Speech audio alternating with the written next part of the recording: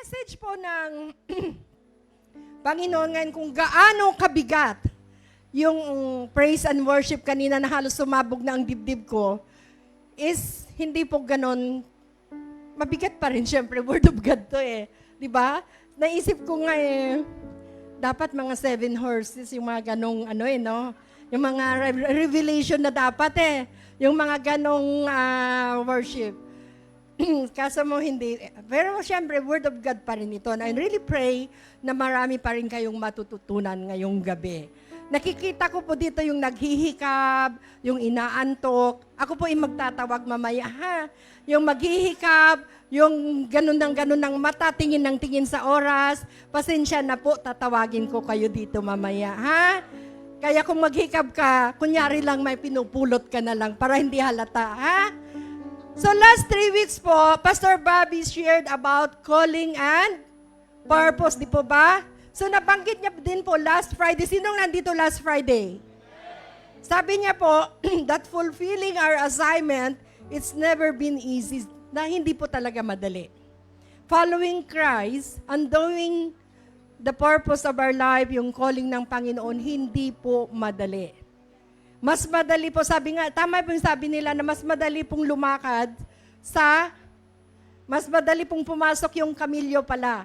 Yung tawag nito, yung may kasabihan na hindi ko alam kung paano ko gagawin niya.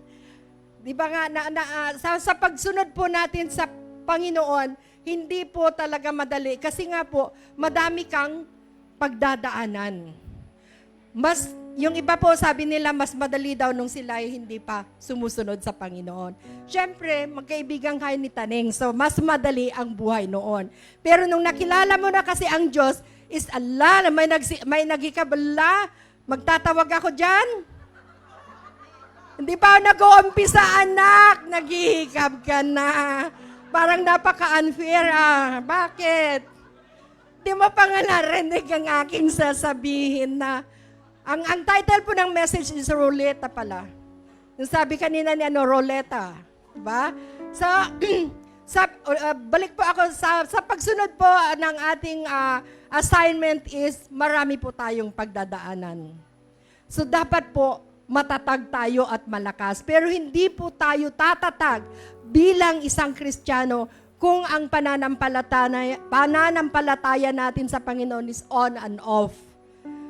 Dapat po constant. Dapat hindi tayo nag-a-absent sa sambahan, hindi tayo nag-a-absent sa pagbabasa ng Bible, sa ating cell group. Dapat nandyan ka lagi. Kasi darating sa buhay mo na talagang susubukin ka ng tadhana ng panahon. Kaya dapat handa ka sa lahat ng panahon. Amen? So ngayong gabi po, ang pag-usapan natin is malayo sa series na ibinigay ni Pastor. Ilang series yon? 3, di ba? Plus yung kay Brother Andy. So, hindi po siya nakarelate sa mga pinag-usapan natin the last 3 weeks. But I believe po that while fulfilling our purpose, mahalaga ang bagay na ito na ating pag-uusapan. Dahil kung failure ka sa bagay na ito, hindi mo malalakaran ang purpose mo. Kaya napaka-importante din po na marinig ninyo sa akin ngayong gabi ang bagay na ito. Actually, naituro ko na po ito. Sama po yung sabi sino yung nagsalita? Si Bora. May pangalan nyo na hindi Bora Si Melanie. Ang ganda ng pangalan niya, ba't Bora? Boracay? Tama po yung sabi ni Melanie. Ang ating pag-uusapan is Roleta. About money. About money. Naituro ko na po ito last, siguro 3 years? Sa Almaraya pa or more than 3 years? Ito po yung klase ng topic po na hindi po ginugusto ng karamihan. Ito po yung topic na katulad ng sinabi ko kanina, pag may makita akong maghihikab, tatawagin ko dahil ito yung pinag-uusapan dito sa pulpito na hindi gusto ng marami. Yung marami dyan yung labas ng labas, kunyari na, Di ba? Makikita ko naman kayo pagpasok kayo ng pasok sa banyo. Di ba? Marami po dyan yung tingin ng tingin sa relo. Pero katulad ng sabi ko sa inyo kanina, kailangan nating pag-usapan mga anak ang bagay na ito. Actually, hindi ko dapat na, dahil mayroon akong hinanda, pero since na ang dami pong tao ang lumapit sa akin, for the last 3 weeks po, na-confirm ko lang siya last week, kasi ilan po yung pumunta sa bahay, or tumawag, nag-message, or even yung na-counseling namin, na ganito ang problema niya. May mga ganitong problema. Kaya sabi ko, confirmation, Panginoon, na kailangan ngang ituro ulit. Kasi nga, naituro ko na noon ito. Amen po? So, ang title po ng message natin ngayong gabi is, ito po. Ay, dito pala. Okay. God, money, and you. Sinong excited dyan? Money, no? Siyempre, pag money, mahalaga yan sa buhay ng tao. Amen? So yan ang pag-uusapan natin ngayong gabi. Excited na ba? Excited na? Patingin nga yung mga kamay ng excited dyan. Amen. Praise God. So can we bow down our head to honor the word of God tonight? Yes, Heavenly Father, we'll continue to worship you, to bless your name, to magnify your name, O God. Salamat o Panginoon sa gabing ito, Panginoon. Patuloy naming itinataas ang gabing ito, Panginoon. Ang natitirang oras pa, Panginoon, ay patuloy, Panginoon, na ikaw ang mapapurihan. Ikaw, Panginoon, ang maitaas sa buhay ng bawat isa, Panginoon. Sa oras na ito, O Lord God, I rebuke whatever the spirit of unbelief, O God, spirit of disinterest, O Lord God, spirit ng pagkaantok, spirit ng walang ka-interest sa ating pag-uusapan, spirit of rebellious heart, O God. Sa gabing ito, winawasak ko ang lahat ng yun, Panginoon, at ang spiritong galing sa inyo lamang, Panginoon, ang siyang tibok ng puso namin ngayong gabing ito, Lord God. Lord, gamitin mo lamang akong tuntungan, Panginoon. Let my voice, Panginoon, ay magamit lamang to echo your message, O God. Ikaw ang kanilang maranasan, Holy Spirit. Ikaw ang kanilang ma-experience at maramdaman. At nawa itong mensaheng ito, Lord God, ay manatiling gabay sa amin habang kami ay nabubuhay, Panginoon. Thank you so much, Abba Father, that though I'm not worthy to stand before you, O God, I will still humble myself, O Lord God, because I know, Panginoon, that apart from you, Holy Spirit, I can do nothing, O God. You will be the one to speak. Ikaw ang maranasan, maramdaman ng iyong mga anak tonight. We'll continue to praise you, bless your name, magnify your name, and glorify your name, O Jesus. Amen and amen.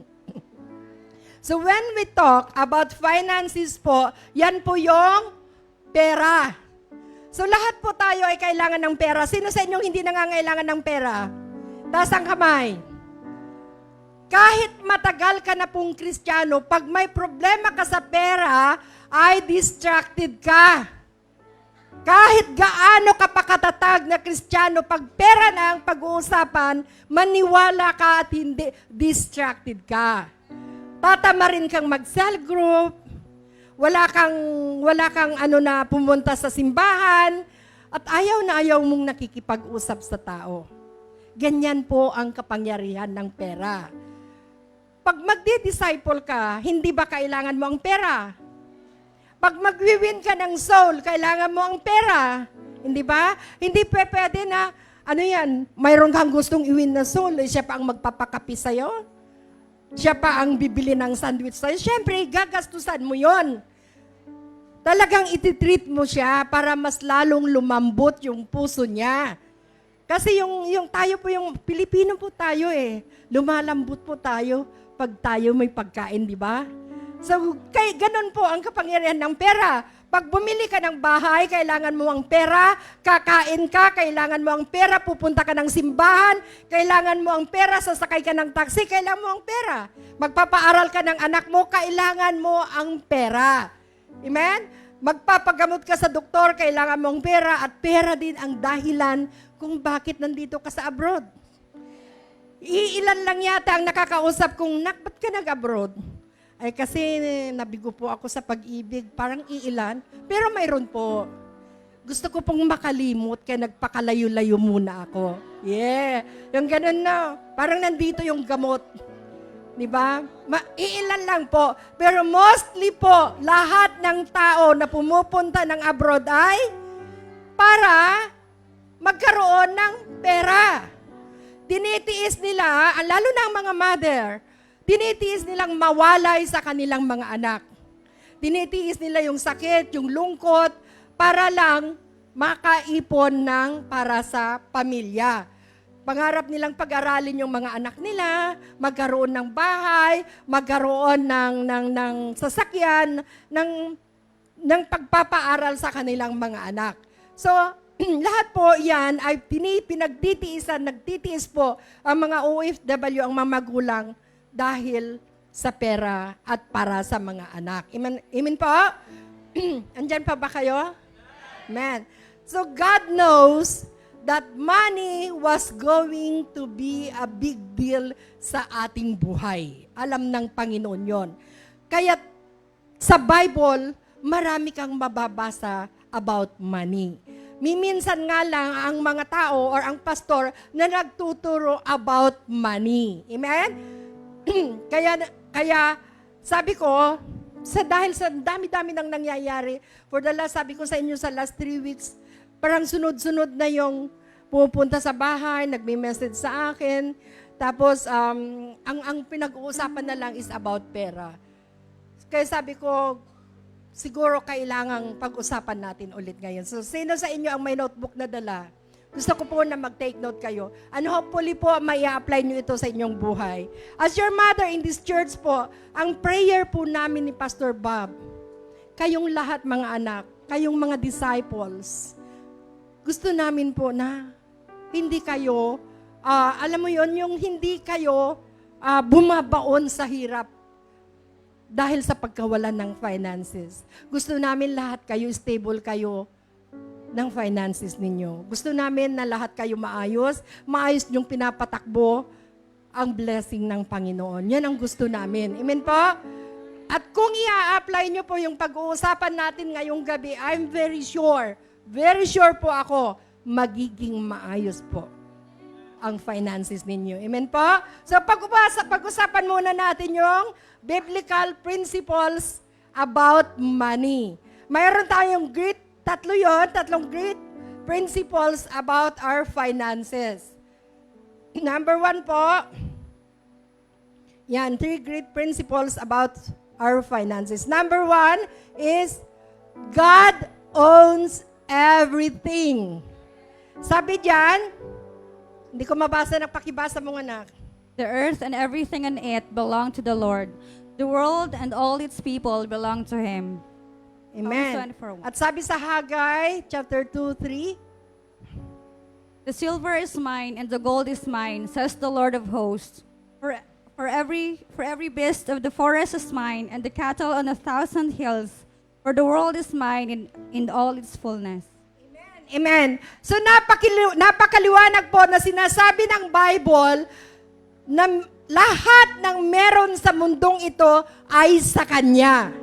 Ang liwanag po, hindi po sa akin galing. Sinabi po yan ng Panginoon. Lahat ng mayroon dito sa mundong ito ay sa Kanya. Siya ang lumikha, therefore, lahat ay sa Kanya. Yang suot mong damit, yung gwapo mong boyfriend, yung gwapo mong maganda mong asawa, lahat yan ay pag-aari ng Diyos. Yung cellphone mo, anak, sa Diyos yan.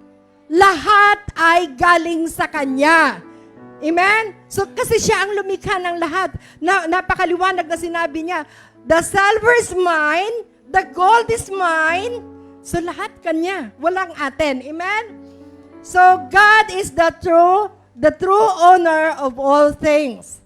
Yung resources mo, yung strength mo, yung trabaho mo, yung pamilya mo, ultimong yang suot mo ay sa Panginoon, kahit yung laman ng wallet mo. Amen? Maaaring nasa possession mo yan. Maaaring nasa sayo yan. Pero pag-aari yan ng Diyos.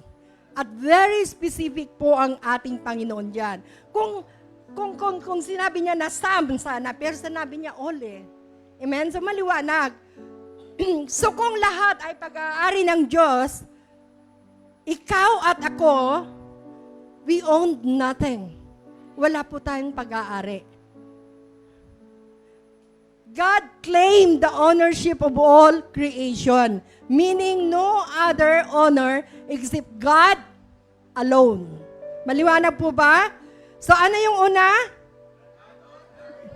God owns everything. And number 2 is faithful stewardship.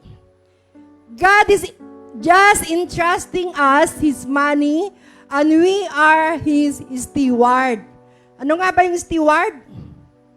Manager. Manager lang po tayo. And we are so blessed na sa dinami-dami, billion of tao sa mundo, isa tayo sa pinili ng Diyos na maging manager ng kanyang pag-aari. Amen po? Kung paano natin hahawakan ang pera ng Diyos, tatandaan nyo anak, masusubok yan sa pagkatao natin. Lahat ng blessing po na nahahawakan natin, nasusubok po sa tunay na pagkatao natin. Dahil dyan mo makikita yung tunay na karakter ng isang tao when he has the money or when she has the money. Amen po? Lalo na pag Kristiyano. Pag hindi Kristiyano at walang Diyos, ay talagang gagawin niya ang gusto niyang gawin. But when you are already a Christian at alam mong may Diyos, dyan masusubok yung tunay mong pagkatao. Amen? Marami pa akong nakakausap at paulit-ulit kong naririnig sa kanila na ang pera, dumarating yan at umaalis lang, so dapat gastusin. Siyempre, saan nga bang natin gagawin ang pera? Dapat gastusin. Ang pera daw ay dumadaan na parang hangin lang. Totoo naman, di ba? Dumadaan lang naman na parang hangin lang sa ating mga palad. Sabi ng iba dyan, para alangan namang kasi kasalanan daw ang mag-hoard ng pera. So when you have the money, gastusin mo ng gastusin. Kaya nga, provide ng Diyos para gastusin ang gastusin. Pero hindi po yan ang gusto ng Panginoon. Gusto niya na yung pera na pinagkatiwala niya sa'yo ay hahawakan mo ng maayos. Amen po? Alam natin ang prinsipyo ng Diyos pagdating sa pera. Kaya dapat hindi ka failure. Kasi kung failure ka dyan, lahat ng pababa dyan, failure na rin. Dapat po hindi tayo failure sa paghawak ng blessing na pinagkatiwala ng Diyos sa atin. Tandaan mo anak, wait lang, nawala na siya. Nung tinanggap mo ang Panginoon, ang ating Panginoong Hesus, as God our Savior, partner mo siya. In everything that you do, lahat ng plano mo, in everything that you have, dapat partner kayo ng Panginoon. Sa trabaho mo, sa relasyon mo sa asawa mo, sa lahat ng plano mo sa buhay, you are in partnership with Jesus. Di ba? At sabi nga ng iba, kung talagang partner ko siya, kung talagang kasama ko siya, bakit failure pa rin ako? Bakit naghihirap pa rin ako? Bakit baon pa rin ako? Bakit hirap na hirap pa rin akong makabangon? Sa totoo lang, mga anak, never naman nagkulang ang Diyos eh. Never siyang nagkulang, maniwala kay sa akin. Never na nagkulang ang Diyos sa kahit sino man sa atin. Bakit nagkukulang? Bakit tayo hirap na hirap? Mismanagement. Hindi natin alam paano pangalagaan at hawakan yung blessing ng Panginoon sa atin. You are not trustworthy sa mga bagay na ibinibigay ng Diyos sa'yo. Ano pong sabi sa Luke chapter 16 verse 10 and 1? Ay 10 to 12. Whoever can be trusted with small things can also be trusted with big things. Whoever is dishonest in little things will be dishonest in big things too. If you cannot be trusted with worldly riches, you will not be trusted with the true riches. And if you cannot be trusted with the things that belong to someone else, you will not be given anything of your own. Sabi niya dyan na, if you cannot be trusted with the things that belong to someone else, you will not be given any things of your own. Kasi nga pag-aari niya, di ba? So kung hindi ka trustworthy, yung bagay na nasa sayo, possible pa na kukunin ng Diyos yan at ibibigay niya sa taong mapagkakatiwalaan niya. Hindi, alam mo kung bakit hindi maibigay-bigay ng Lord ang ating financial breakthrough sometimes? Kasi nakikita ng Panginoon that we don't know how to manage it. Maganda yung, tignan mo, maganda yung pasok ng blessing mo, okay yung trabaho mo, everything is okay. Tapos bigla kang nawalan ng trabaho. Bigla kang tinanggal ng trabaho, biglang tinaasan yung kasama mo sa trabaho, pero ikaw na natili ka sa ganong sweldo. Bakit? Kasi nga hindi tayo trustworthy ng pagpapala ng Diyos. Naunawaan po ba? Andyan pa ba kayo? Kakatakot So number 3, dali-daliin ko na nga lang. Number 3, anong number 3? We are all belong to God. Pakibasa nga anak. Acknowledge that the Lord is God. He made us and we are His. We are His people, the sheep of His pasture. Psalms 100, verse 3. Verse 3. Do you not know that you are not your own? For you were bought at a price. Therefore, glorify God in your body and in your spirit, which are God's. 1 Corinthians chapter 6, verse 19 to 20. Amen. So, hindi lang yung bagay, hindi lang yung pera, hindi lang yung trabaho, hindi lang yung mga material things ang pag-aari ng Diyos pala.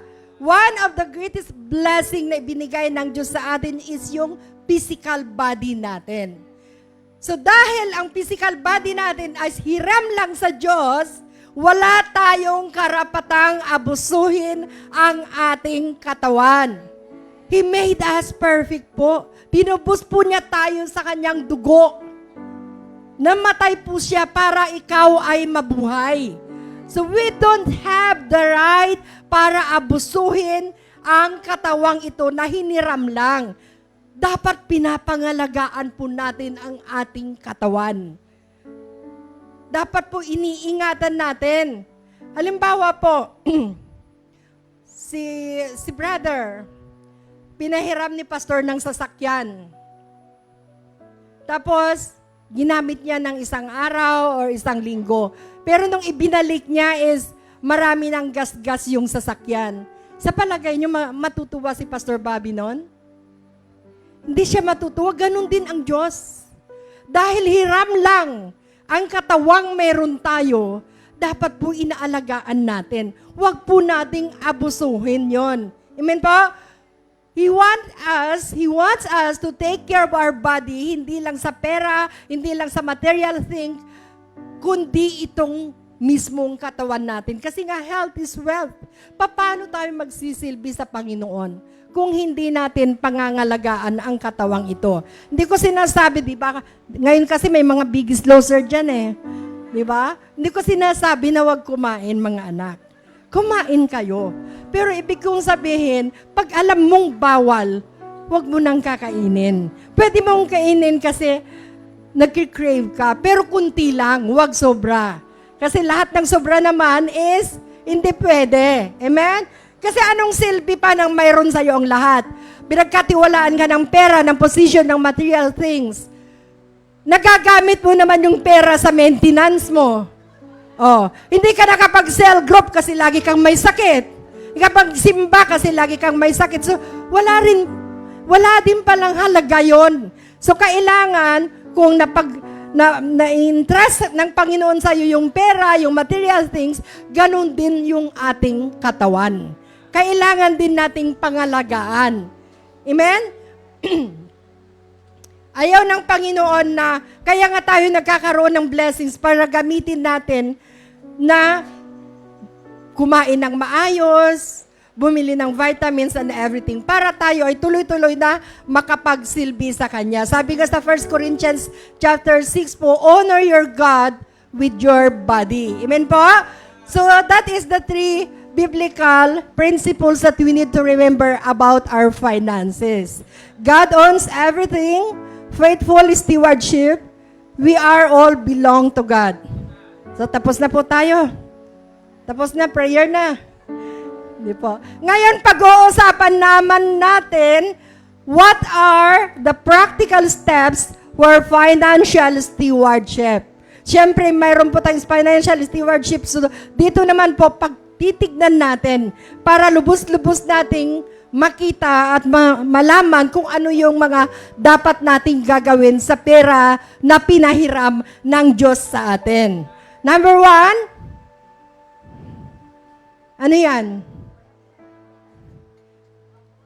Avoid debt. Iwasan ang umutang. Sabi po sa Romans chapter 13 verse 8, anong sabi niya? Owe nothing to anyone except for your obligation to love one another. And Proverbs 22:7, Just as the rich rule the poor, to the borrower is servant to the lender.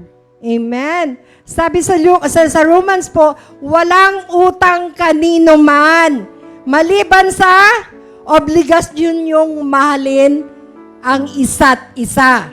Amen? Anong ibig sabihin nito? Pag ikaw ay nakautang sa kapatid or sa kaibigan, kasi nga minsan hindi natin hindi natin tawag doon? Maiiwasan. Makakautang talaga tayo. Ngayon, pag ikaw ay nagkautang sa kapatid, sa kaibigan, sa ka-workmate mo, kahit saan pa, maniwala ka bang sometimes nawawala ang freedom mo? Kasi nga, pinautang ka niya eh. Nawawala yung freedom mo, hindi ka makatanggi. Pag sinabi niyang, dala ka naman ng pansit bukas, may utang ka. Sasabihin mo, ayaw ko. Diba? Hilutin mo naman yung likod ko. May utang ka. So, nawawala yung freedom mo. Diba? Dahil kailangan mong magbayad ng utang na loob. So, hindi ka makakatanggi kung lutuan mo naman ako ng bilo-bilo. Gusto kong kumain nun hindi ka marunong magluto. Bibili ka. So, wala ka rin ulit freedom doon. Dahil mayroon kang utang na loob na sinasabi. Ano nga bang English ng utang na loob? Sige nga, kung inyos kayo. Ha? Kung may credit outside, may credit inside. Diba? Hindi po. Ano yung utang na loob? Yung totoo. Yung mga nakapag-doctorate dyan. Sige nga.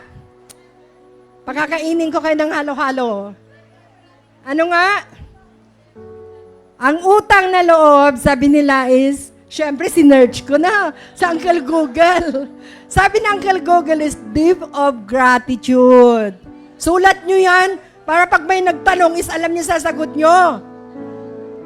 So sabi sa verse kanina, nagiging slave ka. Nagiging slave ka or servant ka sa taong pinagkakautangan mo. Lalo na pag nangako kang babayaran mo, hindi mo naman binayaran. Babayaran kita, kapatid, sa katapusan. Ay, ilang katapusan na, didma ka pa rin. So, wala na, nawawalan ka na ng freedom.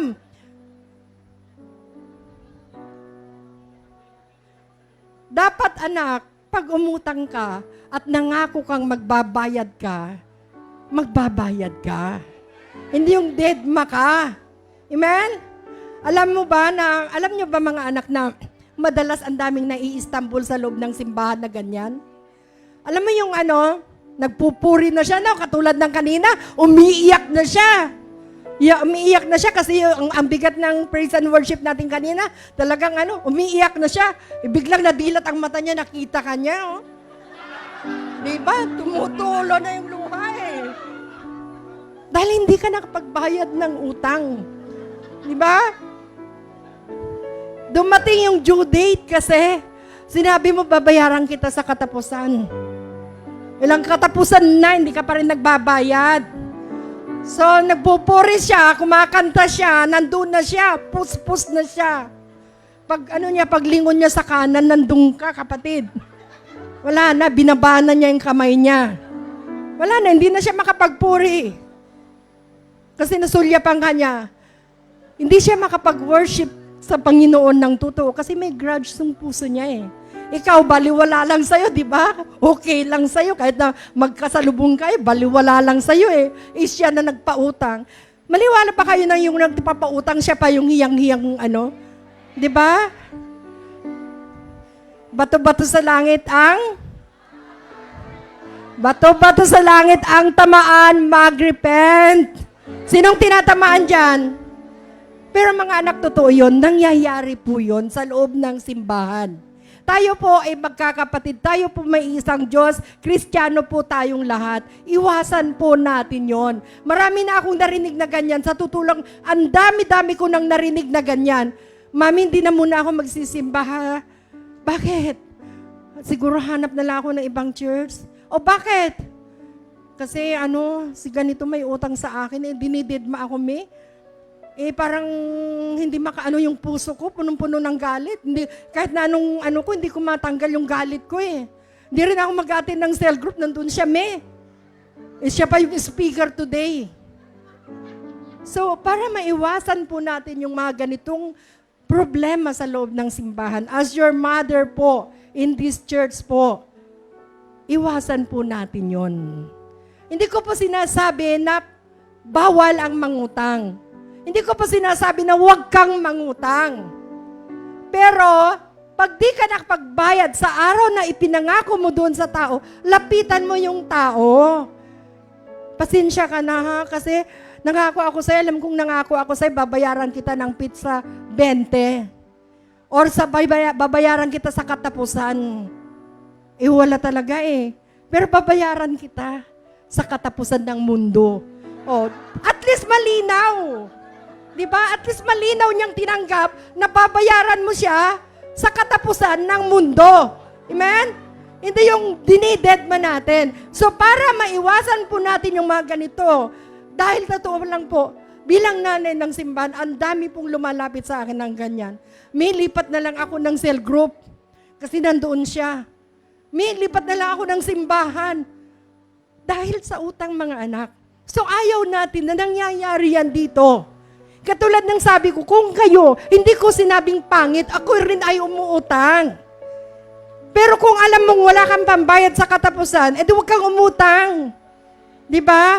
Kasi sinisiguro ko sa'yo, hindi ka niya mauunawan kasi nangako ka. Nangako ka sa kanya eh. Diba? Dinided mo siya.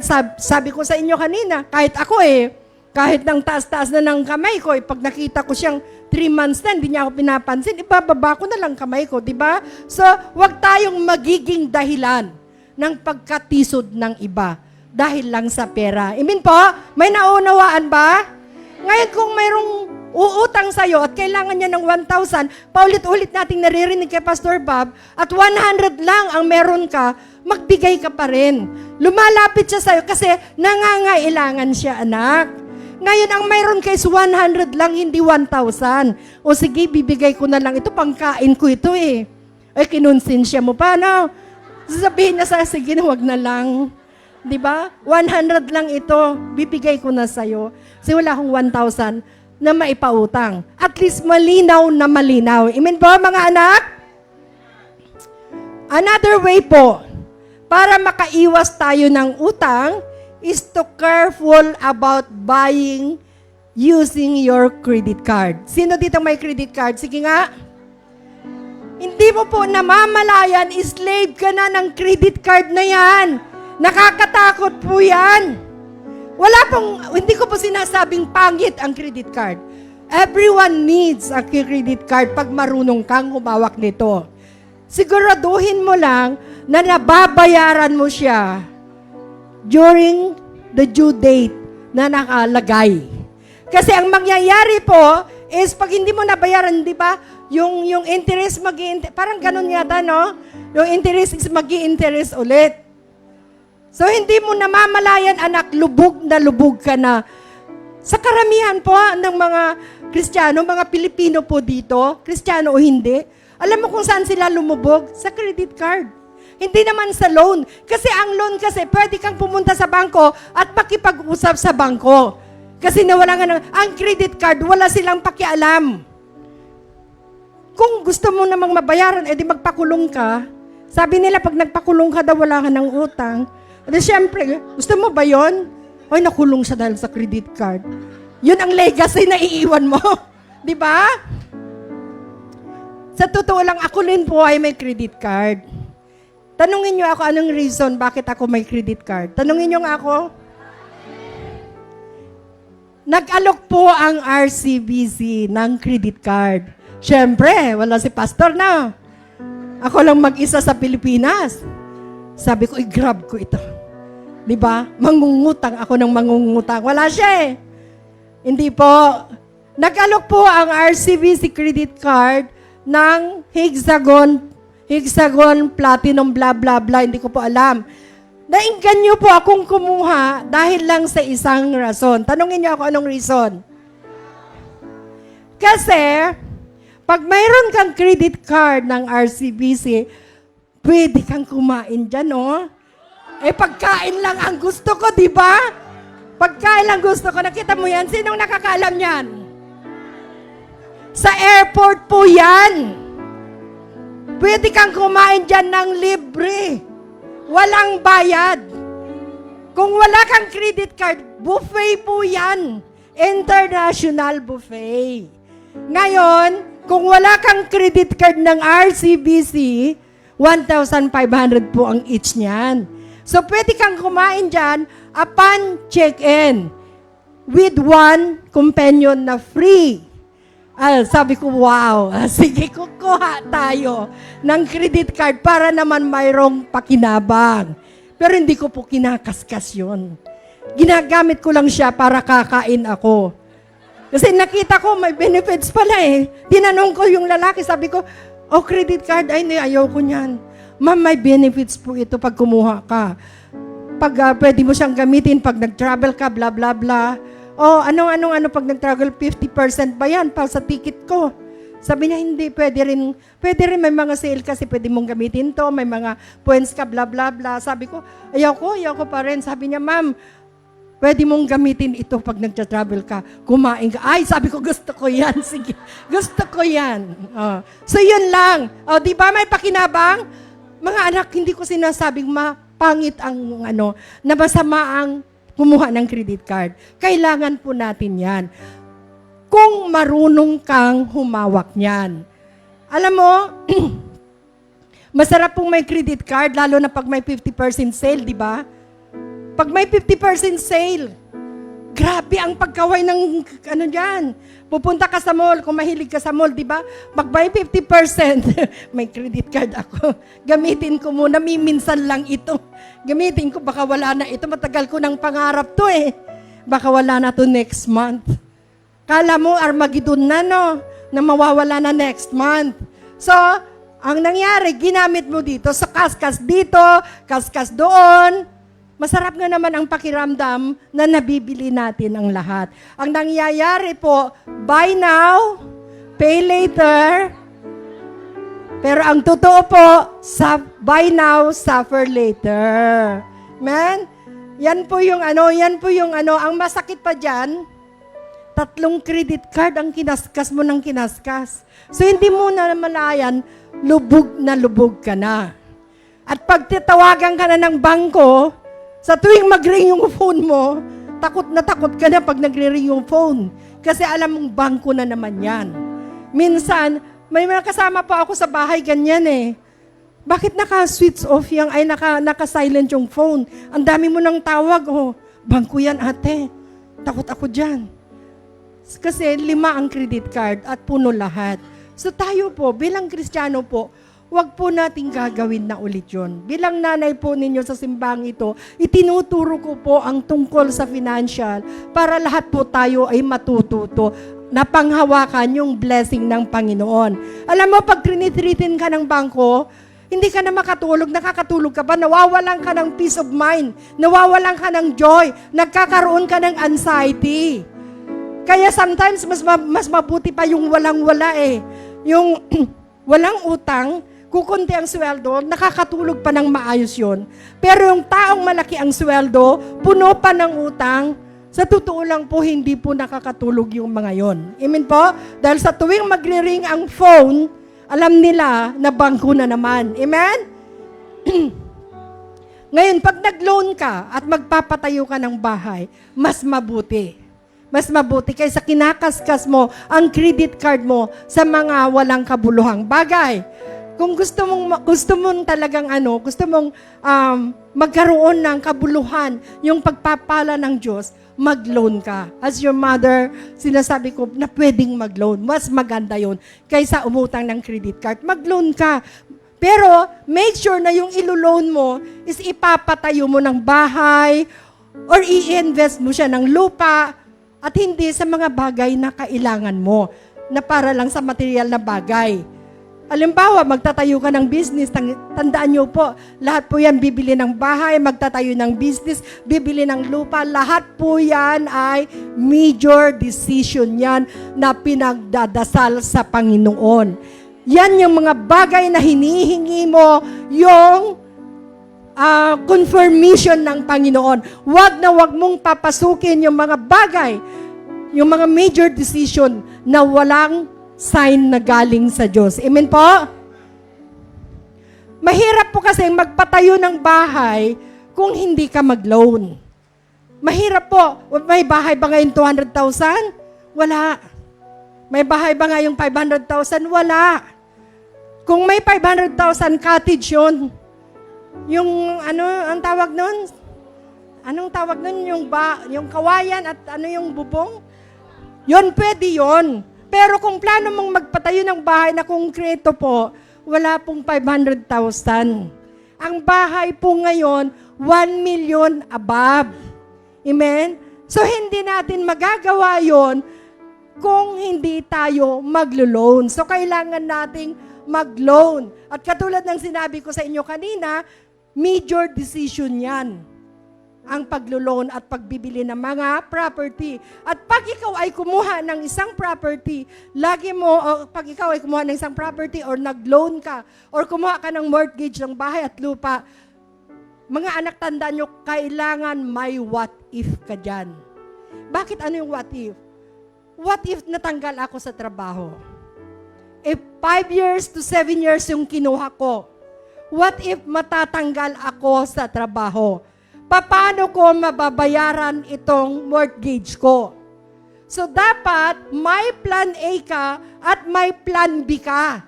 Na kung matanggal ka man sa trabaho, mayroon pang another option paano mo maitutuloy na babayaran. Kasi pag hindi mo nabayaran yan ng ilang buwan, kukunin na yan.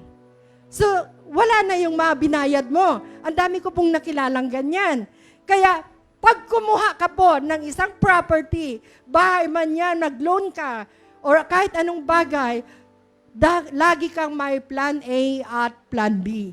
Na kung matatanggal ako ng trabaho,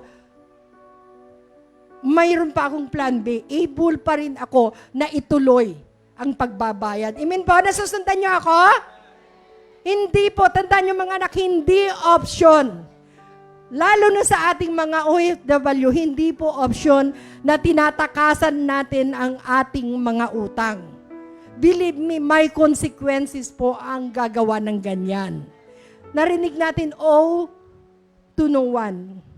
Huwag po tayong tatakas sa ating mga utang. Amen po?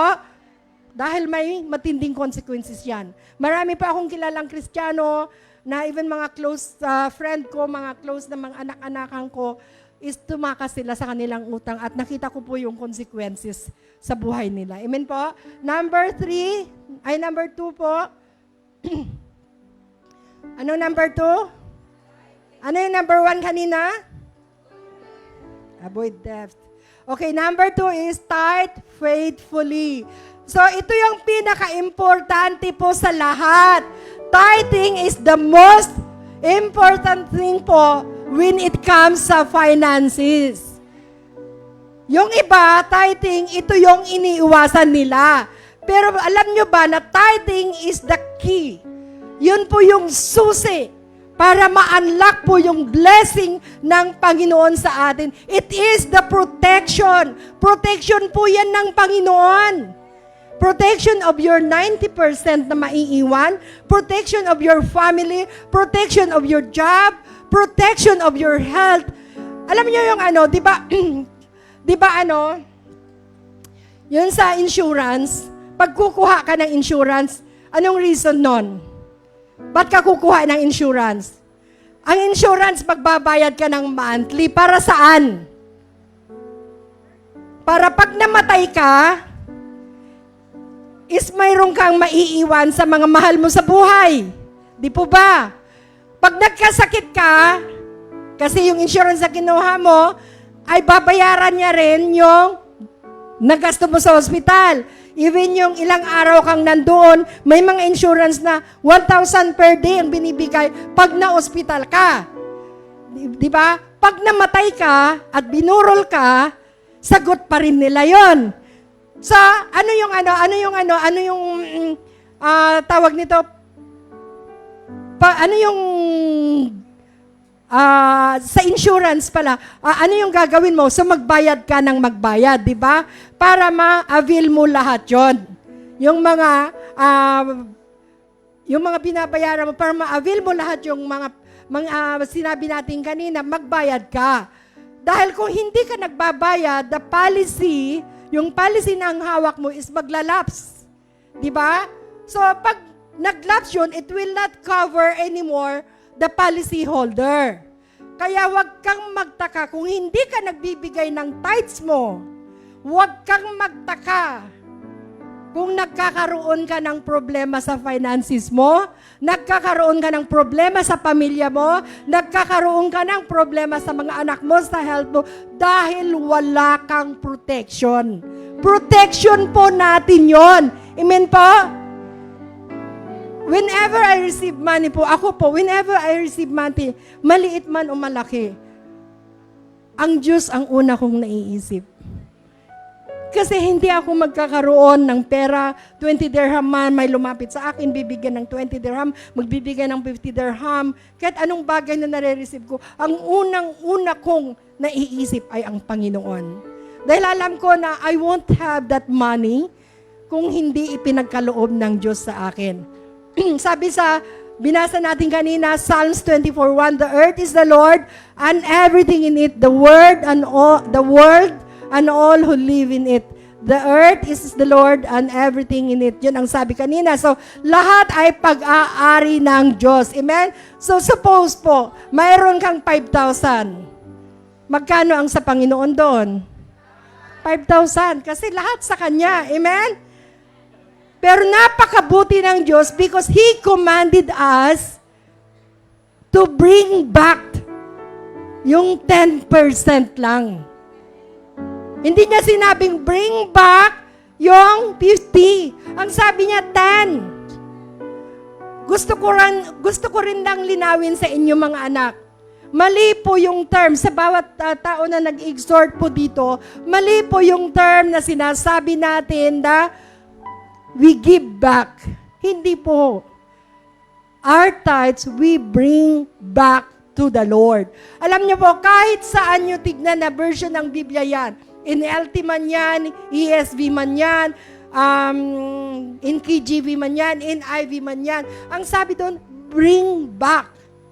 Hindi po sinabi na give. Kaya sa mga nag-i-exhort dito, hindi po tama yung sabihin natin na ibibigay ko yung tithes ko. Ibabalik ko yung para sa Panginoon. Amen? Bakit bring at hindi give? Bakit bring at hindi give? Kasi sa Kanya nga yun eh. Kung give, ibinibigay mo. Dahil galing sa'yo yan. Pero pag bring, inuutosan Kanyang dalhin ang sa Kanya. So, ibig sabihin, hindi yan sa'yo. Kaya wag po nating sabihin, I give my 10%. Ibinalik ko yung sa Panginoon. Dapat ganon. Binabalik. Tuwing nakakatanggap ka ng sweldo mo, ng profit sa negosyo mo, kahit ano yung nagtitinda ka ng kahit na maliliit na bagay. Di ba may profit ka dyan, may tubo ka kahit papano? Kailangan maging honest ka sa pagbabalik sa Kanya. Dahil in the first place, sa Kanya yan at protection mo yan. Para yan sa ikakabuti mo. Amen po? Tandaan po ninyo, ang tithes and offering po ay magkaiba din. Baka isipin ninyo na ang offering is parehas lang ng tithes. Ang offering po is doon mo masasabing, doon mo pwedeng gamitin yung give, yung offering. Ang ibig sabihin po dito, yung give, yung offering po is yun yung seeds mo. Yun yung itatanim mo. Pipiliin mo yung pagtataniman mo. Baka sabihin mo, sabi ni Mami Grace, itanim ko muna dito sa sa bag na bibig. No, hindi yung bubunga, anak. Tanim ko muna dito sa sapatos, hindi magbubunga yun, anak. Mabubulok yun. So, alam mo, dapat itinatanim mo yung seeds mo doon sa siguradong magbubunga. Saan yung mga siguradong magbubunga? Yung siguradong aani ka. Sa mga ministry.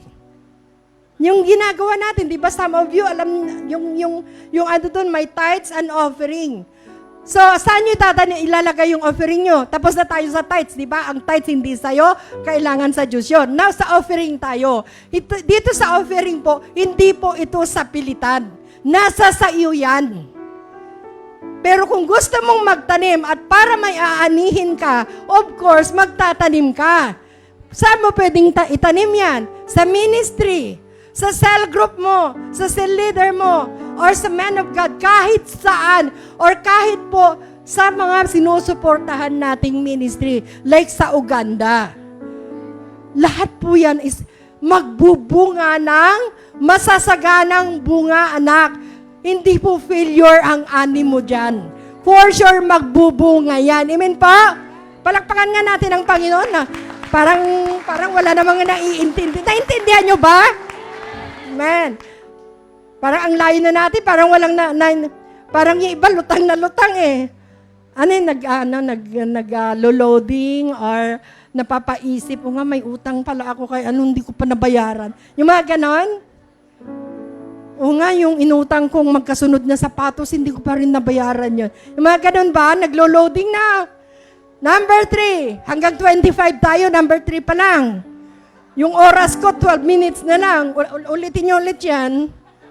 Number 3, wala naman si pastor, kaya okay lang. Number 3, yan, budget wisely. Oh. Sino ang ganyan? Yung may notebook na ganyan. Ako po, ang dami ko ng notebook na obos. Siguro nasa 13 na notebook ang naobos ko na sa pagsusulat po ng budget.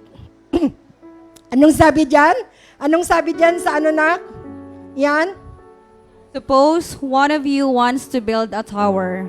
Won't you first sit down and estimate the cost to see if you have enough money to complete it? Luke 14, verse 28. Amen. Ang sabi dyan, bago ka magplanong magpatayo ng tower, hindi ba dapat uupo ka muna at i-estimate mo, ikakalculate mo muna kung kakayanin mo, kung enough ba yung budget mo. Ibig sabihin, huwag kang magpadalos-dalos sa mga gusto mong bilhin. Ibig sabihin, bawat isa sa atin, kailangan natin yung budgeting guidelines. Pag may asawa ka, at plano nyo na bumili ng kotse, mag-usap kayo. Parang napapagod na ako sa pagsakay ng bus. Bili na tayo ng kotse. O di pag-usapan ninyo, basta kaya naman, walang problema, anak. Parang napapagod na akong tumira sa, tawag nito, partition. Kuha na tayo ng attached bathroom. Pag-usapan ninyo, anak. Wala namang problema doon. Baka naman kasi, kumuha ka ng kotse, 3 hulog pa lang, di mo nabayaran. So anything na gusto mong gawin, pag-usapan mo, i-budget mo. Katulad ng sabi ko kanina, able ba akong ituloy ito? Pag kami ba'y lilipat sa attached bathroom, 1,500. Kaya ba namin? So, umupo ka at pag-usapan ninyong mag-asawa. Amen po? Ako po, lahat po ng nagagasto naming mag-asawa, nakasulat po yan, alam po ng anak ko yan, lahat po naghikabsyali ka rito. Lahat po yan is isinusulat namin. Hindi kasi pwedeng masira yung mga budgeting plans namin. I'll show you po. I'll show you my example. Ito. Tignan nyo, paano? Yan yung ruleta. So, yan po yung example ng aking budgeting. Nakikita nyo, kung mapapansin nyo po, hindi ko isinali yung tithes. Bakit ko hindi isinali yung tithes? Kasi nga hindi sa akin yan. Kay Lord yan, bakit kasali yan sa ibabudget ko? Pagtanggap ko ng pera, actually wala akong pera, si pastor lang pala. Okay, pagtanggap ng allowance si pastor, tatanggalin na kaagad yan, hindi sa akin yan. Kay Lord yan. So yung natitirang 90, yun po yung imamanage ko ngayon. That is the way po na binabudget ko yung blessing ng Panginoon. At kung mapapansin nyo po dyan sa chart na nakita nyo sa church mapapansin nyo po dyan sa chart po, mayroong emergency. Yes, mayroong emergency dyan. Bakit ano yung emergency na yan? Kasi po, ako po, lalo na po sa akin, mayroon po akong free existing condition. So, anytime po, wag naman, dahil alam ko naman na protected ako ng Panginoon. Pero, syempre, hindi natin alam. Hindi natin alam. So, pag may emergency, even me or my family, mayroon akong madudukot. Hindi ko na kailangang umutang sa tao. Hindi ko na kailangang magmakaawa sa tao or sa bangko. Kasi kahit papano po, is mayroon na akong naitatabi para sa emergency. Amen? Alam niyo po, nung nakakaraang taon, si Pastor Paul lang po ang mayroong insurance sa amin. Mayroon siyang kinuhang insurance that is 7 years yata or 5 years. Basta may kinuha siya. So, tapos na po siya sa premium, tawag nun? Premium payment term bang tawag nun? Tapos na po siya, nagbayad na siya. Just imagine, hindi mong mamamalayan na nakakapagbayad ka pala ng mga ganon. So, tapos na siya. Pero dahil tapos na siya, ako naman ngayon ang kumuha ngayong taon na ito. Pero kahit kumuha ako ngayong taon na ito, hindi ko tinanggal yung emergency kasi mayroon pa akong pamilya. At alam natin na pag sa insurance, kailangan mabayaran mo muna yan ng 5 years bago mo magagamit. So kahit papano, hindi ko pa siya tinanggal. So yan po yung purpose ng emergency na nakikita nyo dyan sa chart natin. Amen? And praise God po, wala namang emergency na nangyayari. Dahil nga, uulitin ko, protected po tayo. Dahil nga po, nagbabalik tayo sa Panginoon. Kung may mga sakit man, is very minimal na lang yon. Kumbaga, panapanadol na lang, di ba? Mag-gargle ka na lang pag sumasakit yung lalamunan. So, hindi siya emergency talaga. Amen po? Kaya hindi po nagagamit yung emergency, but still, naglalaan po ako para dyan. Nung nagtatrabaho po si Pastor Bob, alam nating lahat na narinig nyo na sa kanya yan. Nung nagtatrabaho po siya, maganda po ang sweldo niya. Libre po ang bahay namin with 3 bedroom po. Libre ang pag-aaral ni Tinamay. Libre po ang ticket namin pauwi at pabalik sa Pilipinas. Libre po ang ilaw at tubig namin. Libre po ang telepono namin. Libre po lahat ang education, lahat po libre. Plus, nagtatrabaho pa ako. So, yung mga bagay na noon, nung nandun kami sa estado ng buhay na gano'n, sinamantala ko yun. Kasi alam ko na baka bukas is wala na yon. So, sinamantala ko yon. Ginamit namin yung nag-loan kami para makabili kami ng bahay, makabili ng lupa, makapag-invest. Kasi nga, alam namin na hindi naman all the time is may ganon. Ngayon, kung hindi ko ginawa yung mga bagay na yan noon, nasaan na kaya kami ngayon? Ano na kayang nangyari sa amin ngayon? Hanggang nabayaran namin yung loan at doon naman tinanggal si pastor sa trabaho. At ngayon, kay Lord na siya nagtratrabaho. So nawala man yung mga education, yung plane ticket naming tatlo, nawala man yung mga bagay na yon, hinayaan muna kami ng Lord na maitabi yung mga bagay na yon. So ngayon, wala na kaming problemahin doon. We don't ask so much. Hindi namin hiningi na, kailangan magkaroon kami ng magandang bahay, Lord, kasi gano'n, no. kung ano ang pinagkaloob ng Diyos sa amin, masaya na kami doon. Amen po? So, nung tinanggal si Pastor sa trabaho, at the same time, kasi nagtatrabaho din ako noon kasama siya. Nung tinanggal siya sa trabaho, sinabayan din ng sabi ng doktor sa akin, hindi ka na pwedeng magtrabaho. Kasi nga, yung sa puso ko. So, hindi ka na pwedeng ma-stress.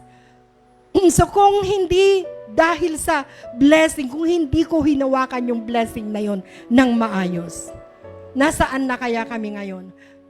Napakabuti ng Diyos kasi kahit papano, no, kahit wala na siya doon at marami nang nawala sa amin, but still grabe ang provision ng Lord. Grabe po, hindi matapos-tapos ang favor ng Panginoon sa amin. Yung budgeting ko, nung nagtatrabaho kami dati, yan pa rin yun. So just imagine, wala na siyang trabaho, wala na akong trabaho, pero walang nabago sa budgeting, yun pa rin. Kita nyo paano kumilos ang Diyos kung maayos mong hinahawakan ang kanyang pera? Amen po? May naunawaan ba?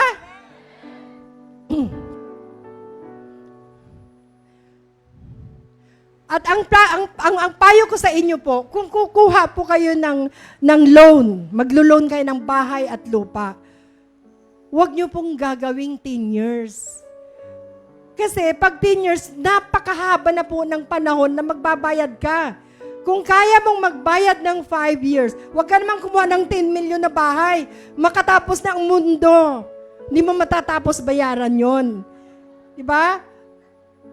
Pag 10 years ka kasing nagbabayad, hindi ka makakapag-move on sa next na project mo. So pag kaya mo naman na 5 years lang para makapag-move on ka sa susunod na project mo. Kahit kunti lang ang natitira sa iyo, anak, kahit na kunti lang, pagkasyahin mo. Kasi ang ano lang naman dyan is disiplina. Disiplina lang. Kung as long na mayroon kang investment, nakakapag-invest ka, nakakapag-savings ka ng konti, it's okay.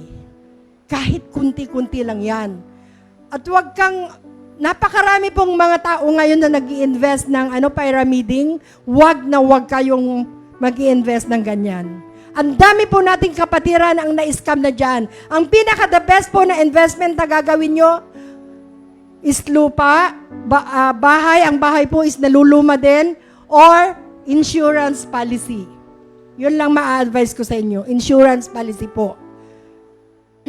Baka gusto nyong itanong, paano, Pastora, pag mayroong ikakasal, mayroong birthday. Hindi ka naman siguro araw-araw nagnininong ng kasal, no? Hindi ka naman araw-araw nagnininang ng kasal. Tatanungin mo, saan ko kukunin yung regalo? Siyempre, bibili pa ako ng damit na bago. Saan ko kukunin yun? E di kukunin mo sa emergency mo or dyan sa savings mo. Dyan mo kukunin. Para yung others is hindi siya maepektuhan. At hindi yan maapektuhan. Bakit? Kasi hindi nga araw-araw may nagpapadedicate ng anak eh. Na araw-araw kang magbibigay ng regalo. Hindi naman, di ba? So, pwede mong bawasan yung sa emergency mo. May natututunan ba? Bored ba yung message ni Lord? Parang bored na bored kayo ah. Ituloy pa ba natin? Kaya ko ina-advise sa inyo, sa inyong mga anak na makapag-ipon kayo, na hawakan nyo ng maayos ang pera ni Lord kasi hindi po lahat ng panahon ay nandito tayo. Uuwi at uuwi ka sa Pilipinas. Whether you like it or not, uuwi ka. Inabot ka man ng 30 years dito, uuwi ka pa rin. Ngayon pag uwi mo, hindi ka na kasing lakas nung umalis ka. Pag uwi mo, masakit na ang balakang mo. Pag uwi mo, masakit na ang tuhod mo. At kung wala kang naipon, napakahirap pong mabuhay sa atin. Huwag mo pong sabihin na, mga kapatid ko, tinulungan ko yan dati. Pinadalhan ko rin dati yan. Huwag mo nating asahan yun dahil sila po mismo is may sarili na silang pamilya. Kung napag-aral mo man yung kapatid mo, after 10 years, nag-asawa na yon. So wag po nating asahan yung mga napag-aral natin na sila naman ang magbibigay sa'yo. Amen po? You see, we need to save. Do not assume for tomorrow, but prepare for tomorrow. Amen? Hindi mo alam, anak, kung yung trabaho mayroon ka for 15 years, ay mayroon pa rin yan bukas. Hindi mo alam, anak, kung yung trabaho mayroon ng asawa mo for 15 years, ayan pa rin ang trabaho niya bukas. Hindi mo rin alam, anak, kung yung lakas ng katawang mayroon ka ngayon, bukas pagising mo, ayan pa rin ang lakas ng katawan mo. Wala pong nakakaalam yan. Ang Diyos lang. So bakit hindi mo hawakan ng maayos? Bakit hindi mo planuhin ng maayos yung blessing na pinagkatiwala ng Diyos sa atin? Alam niyo bang maraming relasyon ang nawawasak dahil sa pera? Maraming magkaibigan ang nasisira dahil sa pera.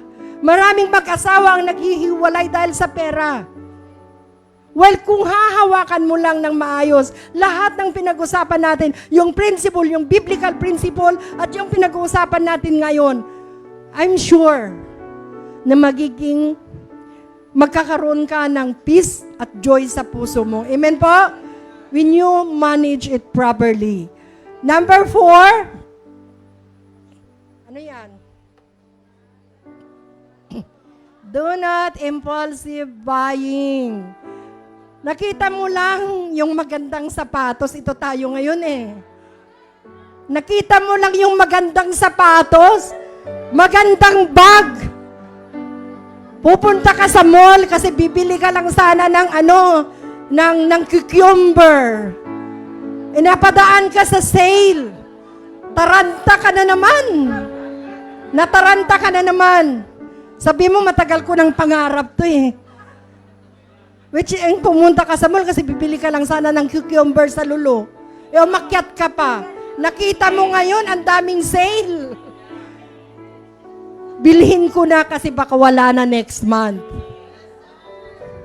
Kalma, anak. Ang tanong ko, ilan bang paa ang kailangan mong sapatusan?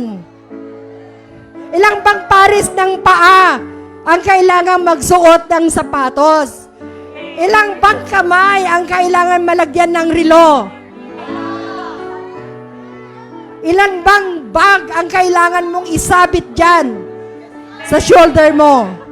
Kung mayroon kang 4 to 5 pairs ng na pares ng sapatos, enough na yon, artista ka. Di ba hindi naman? Kung artista ka, araw-araw ka sa TV, kaso hindi ka naman artista, anak. Kung mayroon ka ng 5 sapatos, kalma ka na. Di ba? Hindi maubos-ubos ang pangarap mo eh. Pangarap ko to.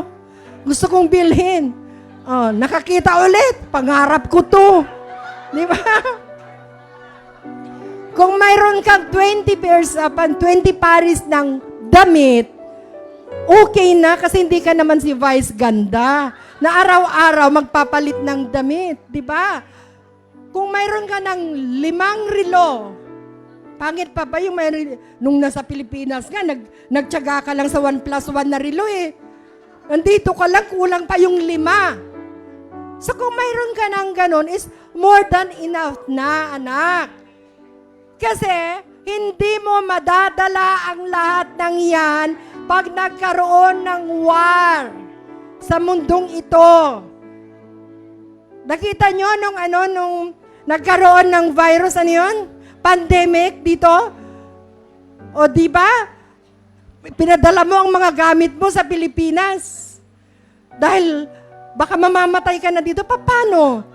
Yung mga binili mong yan, na kinaskas mo. Sabi ng Panginoon, oh to no one. Haharap ka ngayon sa Panginoon, anak. Paano ba kita papapasukin? May utang ka doon, may utang ka dito. Napakaliwanag sinabi ko. Di ba? Kaya ang advice ko sa inyo, kung mayroon kang mga gamit na, dahil hindi ka naman artista, makontento ka na lang. Amen po? And make sure po that yearly nagdi-declutter ka. Baka naman yung aparador mo natutumba na, punong-puno na. Kung hindi mo kailangan, kailangan ng kapatid yan. Kung hindi mo kailangan, kailangan ng maraming tao yan. So mag-declutter ka. Tanggalin mo yung mga dapat tanggalin para mapakinabangan ng iba. May naunawaan ba? Parang walang naunawaan, hinaan mong anak. Parang hindi sila nakakaunawa.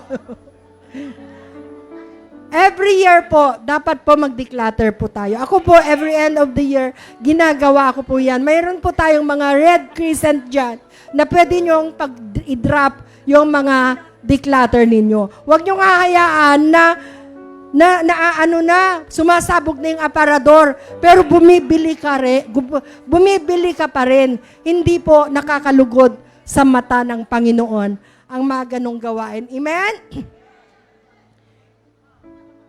Huwag din panay upgraded ng mga gadget dyan. Sinong may mga sino mo yung may iPhone 14 ka last month?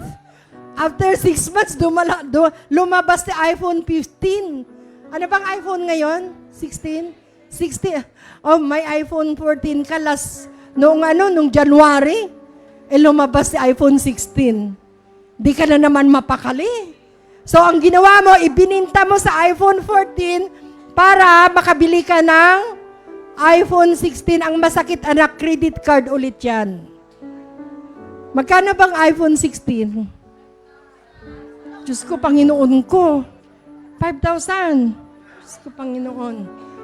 Alam niyo mga anak, yung Samsung na 2010 ang model niya. At yung iPhone 16, nakakapag-text sila parehas. Nakakapag-message sila parehas. Nakakapag-Facebook ka doon. Nakaka-Instagram ka doon.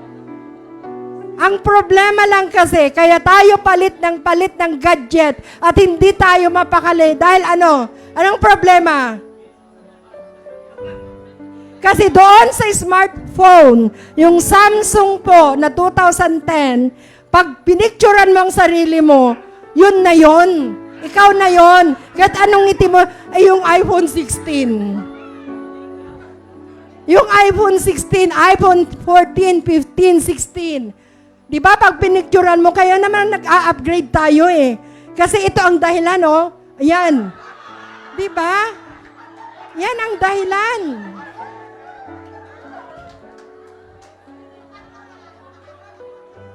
Sige, sabihin nyo sa akin, may other reason ba? Di ba parehas lang na may Instagram, may Facebook, nakakatawag, nakaka-text. Yan lang ang reason kung bakit gustong-gusto nating mag-upgrade ng phone. Alam niyo ba, naalaala ko yung kasama ko sa bahay? Sabi niya sa akin, kasi iPhone ang gamit ko. Saan ba yung iPhone? Yung iPhone ang gamit ko, pero parang 12 lang yata yon. iPhone 12.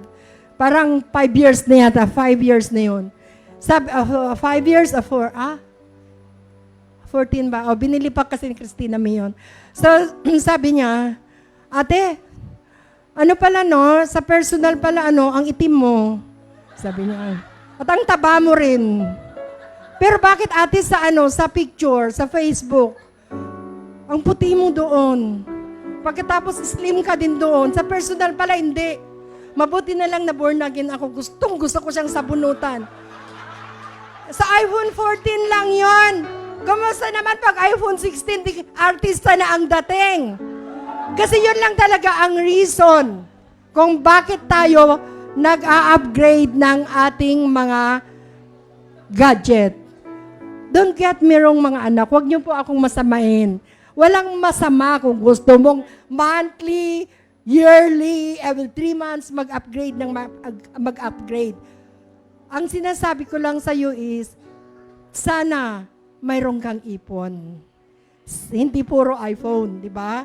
Sana may ipon ka, nakakapag-invest ka. Kung yan ang gusto mo, mag-upgrade para magmukhang artista, wala namang problema doon. Kasi hindi naman talaga sinabi ni Lord na bawal bumili at mag-upgrade ng phone. Amen po? Wag lang kinakaskas sa credit card and make sure na may naitatabi ka sa savings mo monthly. Amen po? And if you have cravings po, wag namang isang linggo is manok. Mangangati po tayo. Pag nagki-crave kang kumain ng something, kumain ka. Wag namang everyday fiesta. Wag namang everyday talabat. Wag ganon.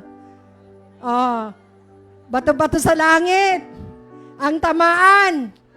Mag-repent. Diba? Wag namang lagi is may cravings ka. Wag naman lagi tawag kita labat. Wag po. Amen po? Hindi po, ang dami pong taong nagugutom ngayon. Nandiyan pa ba kayo? Naunawaan ba? Hayaan nyo, sa susunod. Doon tayo sa 7 horses naman. Number 5. Ano yan? Distinguish between needs and wants. So God has promised to meet all our needs, but He has not promised to meet all our wants. Hindi po sinabi ng Panginoon na anak, lahat ng kailangan mo, ipro-provide ko din. Lahat ng gusto mo pala. I will give you an example. Bibigyan ko kayo ng example. Ano nga ba yung need at saka wants? Ano ba yung pwede? Okay. Bag. 50% na bag. Versus the humidifier. Anong importante? Ano yung need mo doon? Bag? Siyempre, kailangan mo yung bag kung sira na yung zipper ng bag. Mayroon kang 5 bag. Siyempre, mas importante yung humidifier. Yun ang need mo. Bakit mo kailangan si humidifier at hindi si bag? Bakit? Kasi si humidifier po, it will moist your dry skin and hair. Amen? It will prevent po yung snoring. Kung ikaw ay naghihilik, yung humidifier, hindi po yung essential oil. Humidifier means yung umuusok siya. Masarap po ang tulog pag may humidifier. Hindi po ito wala po akong nirireto na, anong tawag nun? Walang sponsor. Pero sinasabi ko lang, ini-example ko lang, between bag at humidifier, ang humidifier ang kailangan mo doon. Kasi it will prevent your respiratory infection and it will prevent your virus infection din. So, between bag and humidifier ang kailangan mo. And I'm sure, sabi niya, God has promised to meet all our needs kung marunong kang i-manage yun. Amen? Kailangan po natin ang humidifier, anak, lalo na't naka-aircon tayo. Kung gusto nyong gumanda kayo, mag-humidifier kayo. Amen? Yung bag kasi, walang benefits. Dapat po, mas maganda na unahin natin is yung something na beneficial sa atin. Bago ka bibili ng isang bagay, tanungin mo muna ang sarili mo. Wants ba ito or need ko lang? Need ko ba ito or wants ko lang? Ako po ay natutuwa si Christina Mi po at the age of 7. Yan po yung naituro ko sa kanya. At hanggang ngayon po, is yun po yung ginagawa niya. Alam niya pong i-distinguish yung wants at saka needs. At I'm very proud of her kasi nai-apply niya. She knows how to manage well yung kahit na maliit na income na pumapasok sa kanya. Amen po? Natutuwa po ako kasi yun po yung bagay na naituro ko sa kanya. And then number 6, tapos na po tayo. Meron number 6. Pakibasa nga na. Leave what God provides. I have learned in whatever state I am to be content. I know both how to be abased, to live on almost nothing, and I know how to abound, to live when I have much. Philippians 4. Amen. Alam niyo bakit hindi tayo masaya sa lahat ng bagay na mayroon tayo sometimes? Dahil hindi tayo grateful. Dahil yung blessing ng iba ang nakikita natin. Hindi natin nakikita yung blessing na ibinibigay ng Diyos sa atin. Kahit na sa harap mo na, yung blessing kasi ng iba ang nakikita mo. Kaya hindi ka grateful. Parehas na mga may nagsisilbi sa Panginoon, pero bakit siya may bahay na, may kotse na? Bakit ang ganda-ganda ng buhay niya? Bakit ako, hindi pa rin ang mga makabili ng ganon? Tandaan niyo po mga anak, ang blessing po, hindi lang po yan form of money. Hindi lang po nakikita ang blessing dahil may pera po. The true blessing, ang totoong blessing po is when you have the peace and joy sa puso mo. Dahil yung may mga perang madaming-madami, sinusuguro ko sa inyo, wala po rin kapayapaan ang mga yon. True blessing po is yung healthy ka because alam mong alagaan yung hiniram mong katawan sa Panginoon. True blessing po is when your hands are open to those in need. Yun po yung totoong blessing. And true blessings is when you care others' needs. And true joy is when your heart is full of gratitude. Kahit na maliit lang yung mayroon ka. Maliit ang sweldo mo, simple lang ang buhay mo. Pag kontento ka, masaya ka, at mayroon kang kapayapaan. Dahil nakikita na ipagpapasalamat mo lahat sa Panginoon kahit maliit o malaki mang darating sa iyo. Amen ba? Amen po? Pag ikaw po ay mayroon kang contentment sa puso mo, na wala ka man yung mga bagay na mayroon yung kasama mo sa bahay, wala ka man yung mga bagay na mayroon yung kapatid mo, yung kaibigan mo, daig mo pa ang isang bilyonaryo anak pag mayroon kang contentment sa puso mo. Amen po? And the last, ito na yung last natin. Share your blessing generously. Giving is not priority in the world, but it is the priority of God. Amen? Sabi po sa Luke chapter 6 verse 38 po, Give and you will receive. Your gift will return to you in full. Pressed down, shaken together to make room for more. Running over and poured into your lap. The amount you give will determine the amount you get back. Amen. Proverbs 3:27. Do not withhold good from those who need it when it's in your power to help them. Amen. So you see mga kapatid, mga anak, if you know the principle of God, kung yung nabasa natin kanina, yung pinag-usapan natin kanina, is mailagay mo sa puso mo, ang pagbibigay po sa mahihirap, sa pagbibigay po sa mga walang kalaban-laban na tao is hindi po mahirap gawin. Napakadali pong gawin. You know, after meeting your own needs, God wants us to share some of the blessings na meron po tayo. Ayaw po ng Panginoon na pinagkakait natin yung mga blessing na natatanggap natin. Giving to your family, pag ikaw ay nagpapadala monthly sa pamilya mo, giving na po yun. Talagang kailangan mong magbigay sa kanila. Kasi they are the reason kung bakit ka nga nandito, di ba? But giving to someone that is not part of your family, that is the different one. Amen? Iba yung joy na mararanasan mo dyan. At nangako ang Diyos that when you do that, nakita mo ba yung smile ng taong walang-wala din inabutan mo?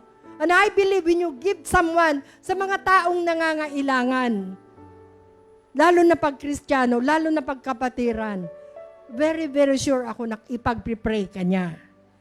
Kasi kami ni Pastor po, kahit na maliit o malaking bagay, pagkain, kahit anong bagay na natatanggap namin, kahit na yung nag-aabot dyan, kahit na anong tinataas po namin yun, pinag-pray po namin sa Panginoon yun.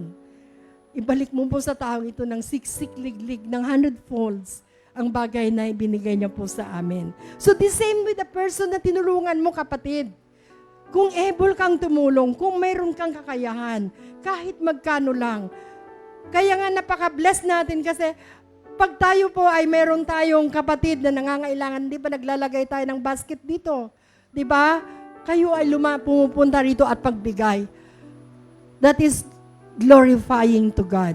Nakaka-please po yan sa Panginoon. Amen? So, when you have capability to help, do not withhold it.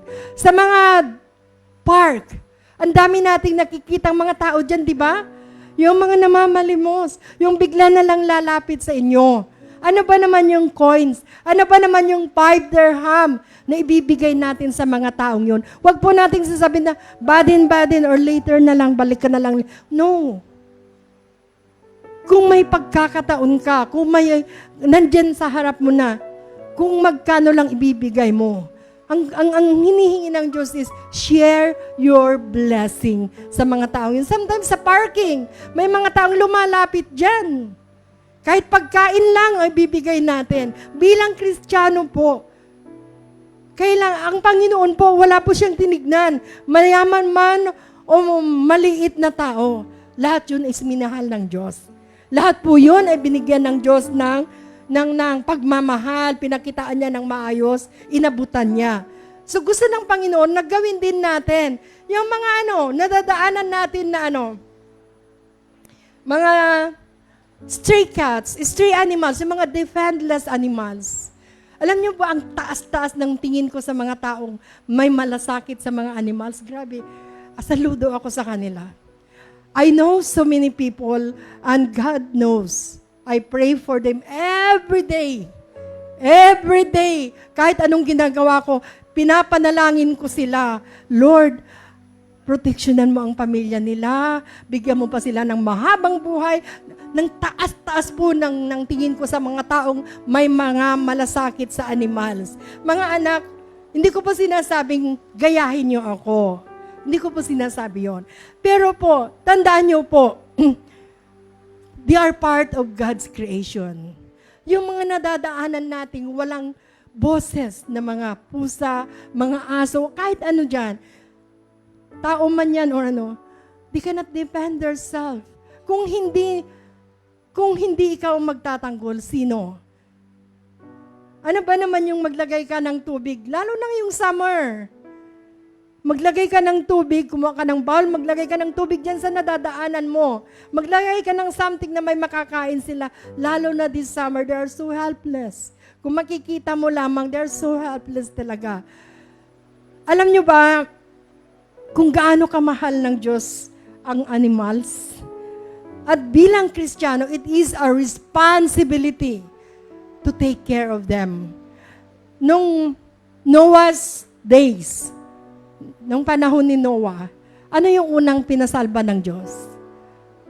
Ano yung unang sinabi ng Diyos na isalba muna?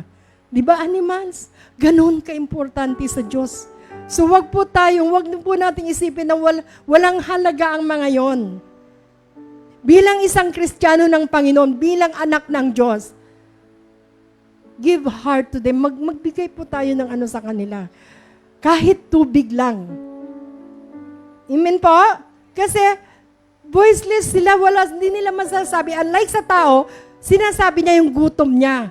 Sinasabi niya yung nararamdaman niya, but the animals, no, hindi nila masasabi. That is why I salute po yung mga taong may pagmamalasakit sa kanila. Grabe po yung pagtingin ko sa mga taong yon. Ngayon, kung wala ka naman talagang kayang ibigay sa mga lumalapit sa'yo, dahil ikaw mismo is walang-wala, struggle ka rin sa finances. Ang sabi ko dito po, tayo po ay may dalawang kamay. Di ba? May dalawang palad tayo. Ang isang palad ay pwede mong gamitin para tumulong sa iba kung mayroon ka. Ang isang palad ay pwede mong gamitin para tulungan yung sarili mo. Pero kung hindi mo kayang ibuka ang palad mo para tumulong dahil talagang walang-wala ka, pagdikitin mo na lamang ito at ipanalangin mo yung taong yon. Ang prayer, alam ko na ang prayer ay pakikinggan ng Panginoon yan, lalo na sa mga taong katulad nilang nangangailangan. Amen? But if you have the capability to help, kahit maliit lang na bagay, alam natin, ako subok ko na yan. Magbibigay ako ng 50 sa kapatid. After 2-3 days, may darating sa akin 500. Ganun ng ganun. Grabe ang Panginoon. Hindi talaga alam niyo ba ang Panginoon? Hindi siya yung klase ng Diyos. Siya yung Diyos na hindi siya magpapalugi. Kung ano ang binigay ng tao sa'yo, kailangan higitan niya yon. Ganun ka ka-generous ang ating Panginoon. Amen po? So ang pagtulong po sa kapwa, we are all very sure that one day is aanihin mo lahat yan. It will give you peace and it will give you good health as well. Amen po? Basta na yung music team, aakit na po kayo dito.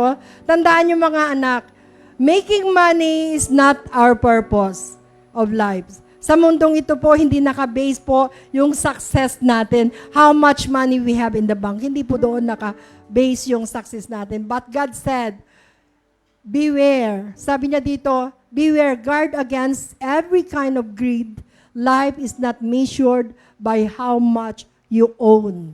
At sabi pa niya sa 1 Timothy chapter 6, verse 6 and 8, godliness is with contentment is a great gain. For we brought nothing into this world, and it is certain that we can carry nothing out.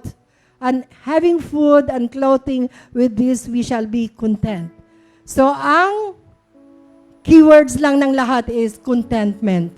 Kaya tayo nalulubog sa mga pagkakautang, kaya nagkakaroon tayo ng problema sa mga credit card natin, kaya hindi natin nahahawakan yung blessing ng Panginoon ng maayos because of discontentment.